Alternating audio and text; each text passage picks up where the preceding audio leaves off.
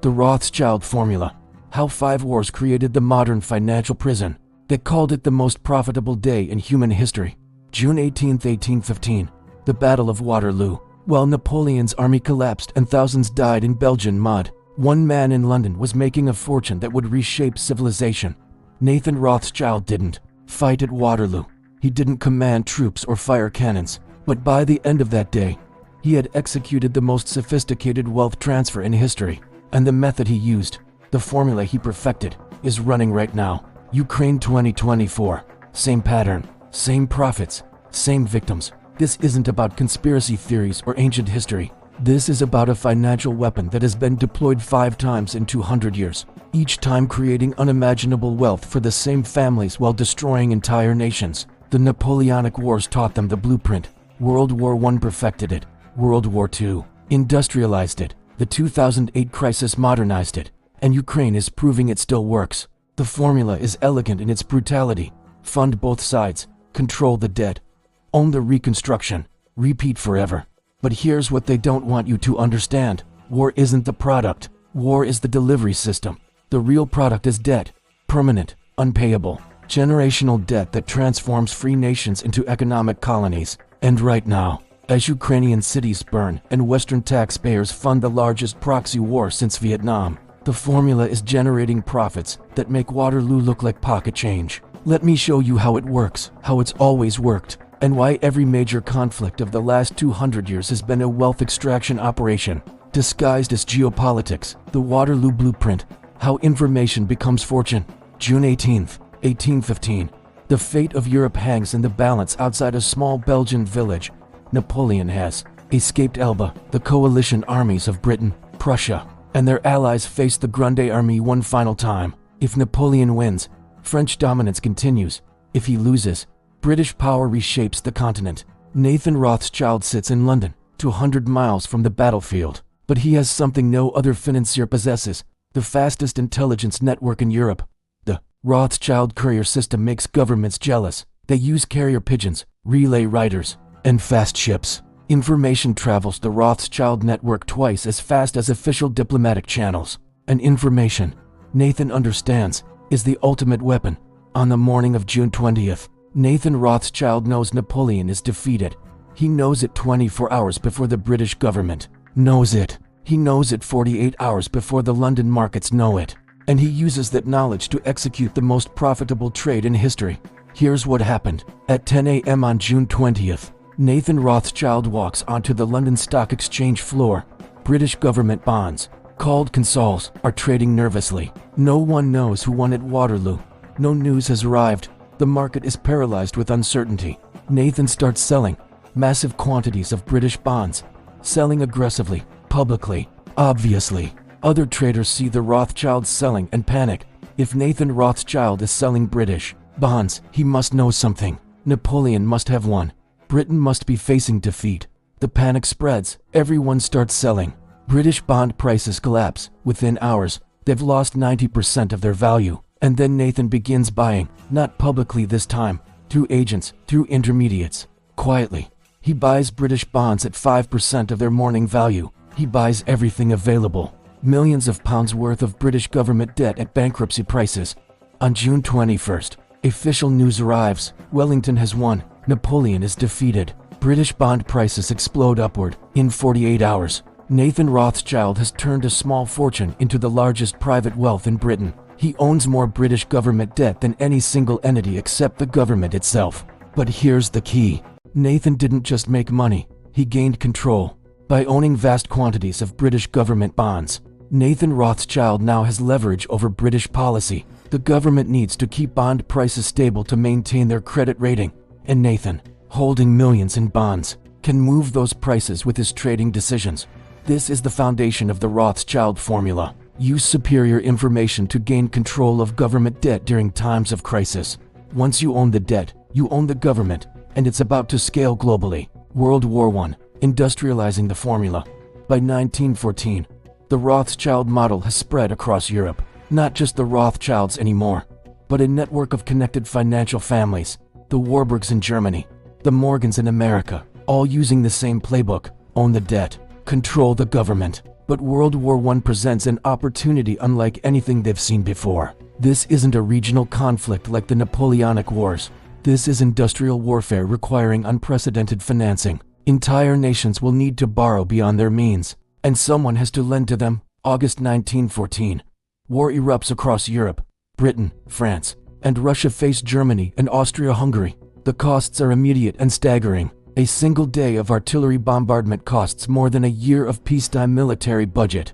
The governments have no choice. They must borrow, and the banks are ready. In London, the Rothschilds range British war bonds. In Paris, their affiliates handle French debt. In New York, J.P. Morgan becomes the primary agent for Allied financing. Between 1914 and 1918, the Allied governments borrow over $30 billion. That's $800 billion in today's money.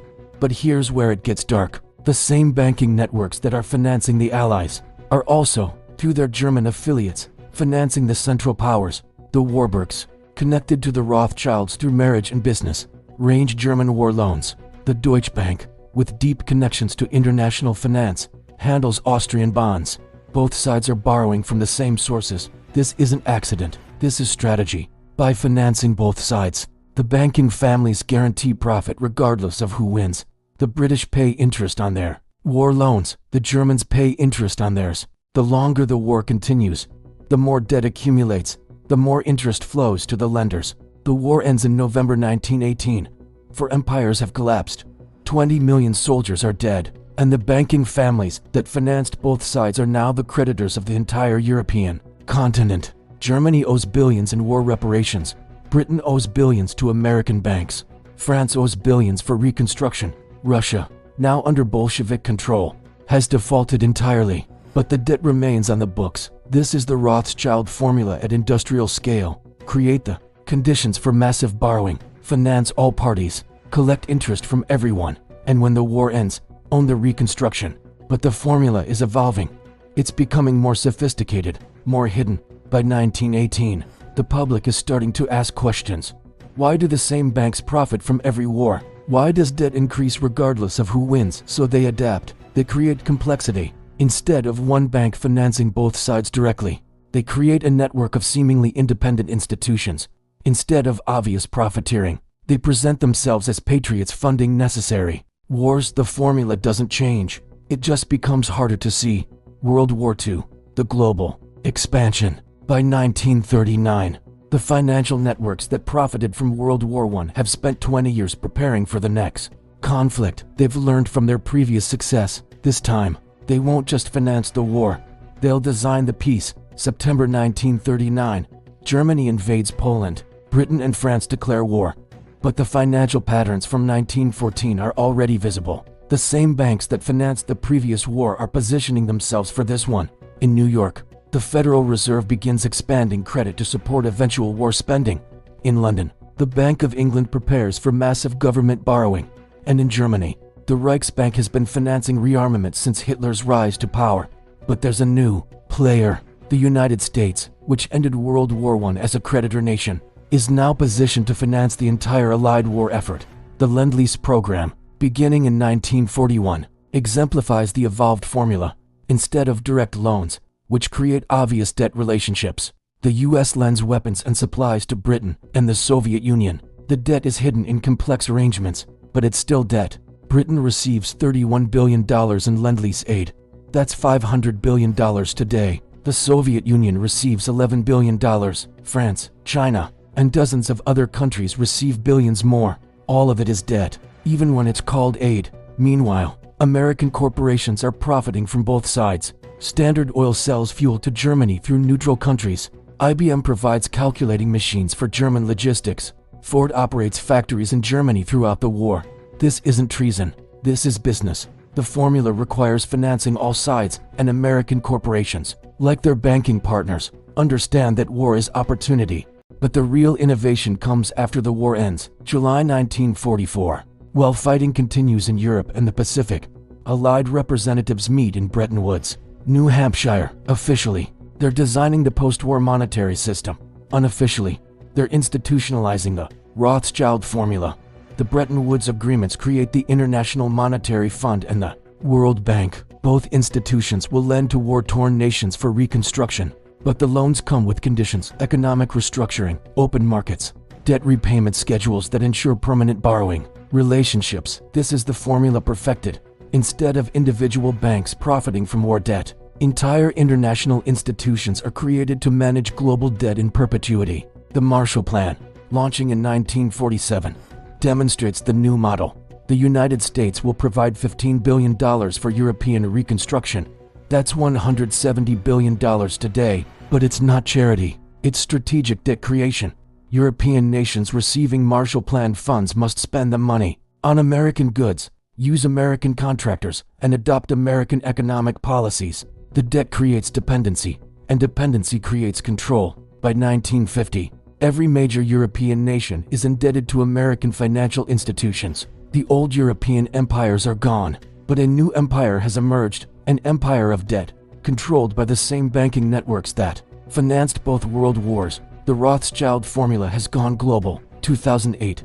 The crisis is feature, not bug. By 2008, the financial networks that perfected their formula through 2 world wars have spent 60 years expanding it globally. The World Bank and IMF have created debt relationships with 190 countries. Every major nation is integrated into the same borrowing system. But there's a problem. The world is too peaceful. Regional conflicts generate some debt, but nothing like the massive borrowing that global wars create. The formula needs a new delivery system. The answer is financial crisis. 2007-2008. The housing bubble collapses. Major banks face insolvency.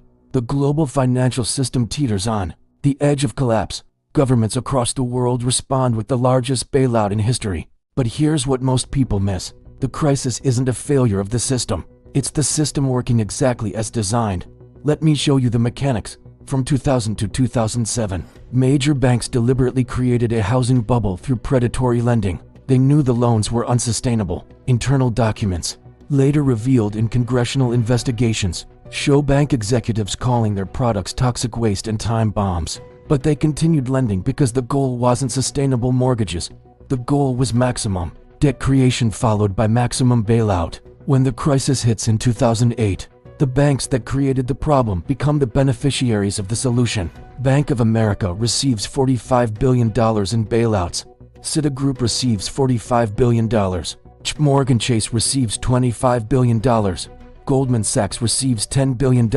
Meanwhile, millions of homeowners lose their properties. Retirement accounts evaporate. Unemployment spikes to 10%. This is the Rothschild formula updated for the modern era. Instead of financing both sides of a war, create a crisis that requires government intervention, then profit from both the crisis and the bailout. But the real innovation comes in the debt structure. The 2008 bailouts are financed through government borrowing. The Federal Reserve creates money to buy government bonds. Those bonds are sold to the same banks that are receiving bailouts. Let that sink in. The government borrows money to bail out banks. The banks lend that money back to the government at interest. The debt increases. The banks profit from the bailout and from the debt created to fund the bailout. It's the perfect circular system. Crisis creates debt. Debt creates profit. Profit funds the creation of the next crisis. And the model goes global. Greece receives bailout loans with conditions that require austerity measures benefiting international banks. Ireland receives bailouts that transfer private bank debt to taxpayers. Spain, Portugal, Italy all follow the same pattern. By 2010, global government debt has increased by $10 trillion, not to fund infrastructure or education or healthcare, to transfer private losses to public balance sheets. The formula that began at Waterloo has evolved into a permanent wealth extraction system. No wars required, just engineered crises followed by debt-financed solutions. But they're about to test the ultimate version of the formula, using war and financial crisis simultaneously. Ukraine 2022. The formula perfected February 24, 2022. Russian forces cross into Ukraine. Within hours, financial markets respond with patterns that should look familiar by now. Defense stocks spike, energy prices surge. Government bonds fluctuate wildly as investors seek safe havens. But beneath the surface, the Rothschild formula is activating on a scale that makes previous wars look primitive. The United States announces $54 billion in aid to Ukraine in 2022. Another $113 billion approved for 2023 to 2024. European nations commit additional billions. By 2025, Western aid to Ukraine approaches $300 billion. But here's what the headlines don't tell you. This isn't aid, it's debt. Ukraine will owe every dollar to Western creditors. The mechanism is sophisticated. Instead of direct loans to Ukraine, Western governments borrow money from private banks and use it to fund Ukrainian assistance. Ukraine receives weapons and supplies, but owes the debt to Western institutions. Meanwhile, the same banks lending to Western governments are financing reconstruction contracts for American and European corporations.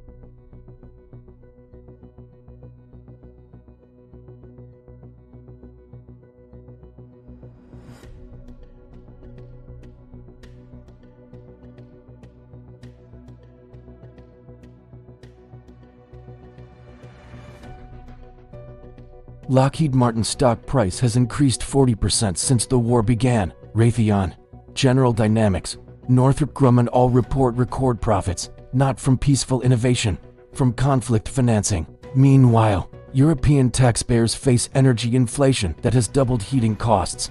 American taxpayers see $300 billion in spending while domestic infrastructure crumbles. The formula extracts wealth from the many and concentrates it in the few. War is the mechanism. Debt is the product, the modern formula. How it works today, let me break down the current system so you understand exactly how your wealth is being transferred to financial institutions through engineered conflicts. Step 1. Create or escalate conflict. This doesn't require starting wars from scratch. Existing tensions can be amplified through weapons supplies, intelligence sharing, and diplomatic pressure. The goal is sustained conflict that requires massive financing. Step 2. Government borrowing. Democratic governments cannot directly tax citizens for war costs without political consequences, so they borrow from private financial institutions. This creates immediate debt and long-term interest obligations. Step 3.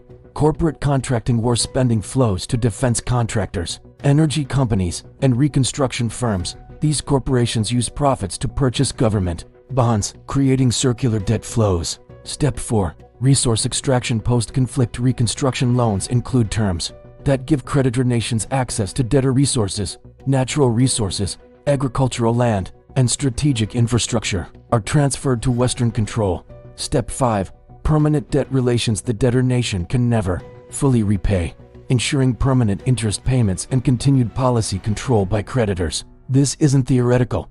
It's the exact pattern visible in Ukraine, Iraq, Afghanistan, Libya, and dozens of smaller conflicts. The financial institutions profiting from this system are the same ones that financed both sides of World War I and World War II. Morgan Chase traces its lineage to J.P. Morgan, who financed Allied war bonds. Goldman Sachs has participated in every major conflict financing since World War I. The names change, the formula doesn't. Who benefits? The network today. The modern version of the Rothschild formula operates through a network of institutions that most people believe are separate, but function as a coordinated system. BlackRock manages $10 trillion in assets, more than the GDP of the United States. Vanguard and State Street each manage over $8 trillion. Together, these three firms own controlling shares in every major corporation, including all major banks. These asset managers invest pension funds, retirement accounts, and institutional money. They profit when defense stocks rise during conflicts. They profit when energy companies benefit from supply disruptions. They profit when reconstruction contracts are awarded to companies they own. The Federal Reserve, theoretically a government institution, is actually owned by private banks. The Federal Reserve Bank of New York, which conducts most Fed operations, is owned by JP Morgan Chase, Citigroup, and other major banks. When the Federal Reserve creates money to buy government bonds during crisis spending, those bonds are often purchased from the same banks that own the Federal Reserve. This isn't a bug in the system. This is the system. The International Monetary Fund and World Bank, created at Bretton Woods, continue to operate as global debt creators. Both institutions are controlled by the same Western nations, whose banks profit from the lending. When the IMF lends to developing nations, the conditions require those nations to open their markets to Western corporations and prioritize debt service over domestic spending. The World Bank finances infrastructure projects that benefit Western contractors and create debt relationships that last decades. NATO itself has become a debt creation mechanism. Article 3 requires member nations to spend 2% of GDP on defense. This creates guaranteed demand for weapons systems produced by Western defense contractors. The Ukraine conflict has been used to pressure European nations to increase defense spending immediately. Germany announced a $100 billion increase in military spending. Poland, Finland, and other nations are rapidly expanding defense budgets. All of this spending is financed through government borrowing from private financial institutions.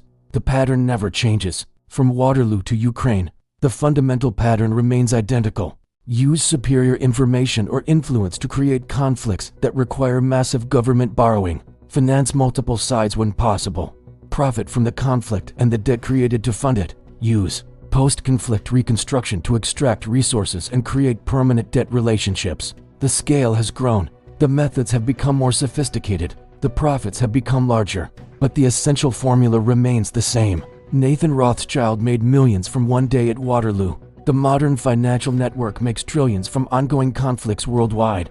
And here's what should terrify you about Ukraine specifically. This isn't a regional conflict that will end with victory or defeat. This is designed to be a frozen conflict that generates debt and reconstruction spending for decades. The Korean War never officially ended. American troops remain in South Korea 70 years later. Defense spending continues. The debt relationships established in the 1950s continue. The same pattern is being established in Ukraine. Permanent Western military presence, ongoing reconstruction loans, decades of debt service, and the profits will flow for generations. What this means for you: every dollar spent on Ukrainian aid is borrowed money that you and your children will repay through taxes and inflation. Every defense contract creates profits for institutions that own your retirement accounts, giving them control over your financial future.